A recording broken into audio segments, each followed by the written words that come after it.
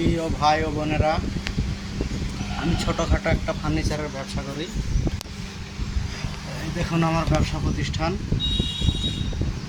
আমি বন্ধন ব্যাংকের ব্যাপারে কিছু কথা বলবো।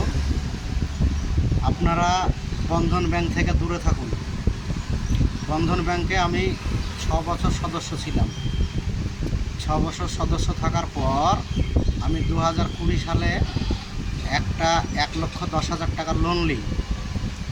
সে লোনটা নেওয়ার পর লোনটা চালানোর সময় লকডাউন চলে আসে। সেই লকডাউনে আমার 104টা কিস্তি লকডাউনের পর আমি পেমেন্ট করেছিলাম।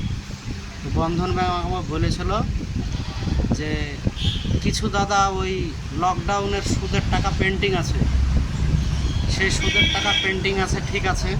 তা আমি বললাম যে কত মানুষকে তো কত দিকে মাফ করে দেওয়া হয়, তা আমাদেরকে কেন মাফ করে দেওয়া হয়েছে না বলে আমরা আবেদনও করেছিলাম।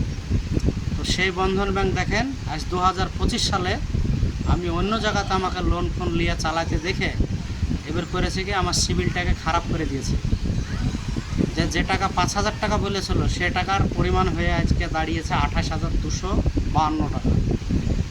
আমরা গরিব মানুষ, বন্ধন ব্যাংকে 6 বছর সদস্য থাকলাম, আবার সুদেরও সুদ দিতে হয়েছে, আবার নিজেকে বাঁচার জন্য সিবিল পরিষ্কার করার জন্য টাকাও পরিশোধ দিতে হয়েছে।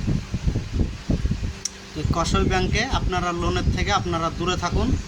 এইসব লোন ফোনে আপনারা জড়ায়েন না। অন্য এনজিও আছে, লিয়েন, চলবেন, ঠিক আছে। সুদের হারও বেশি ধরে।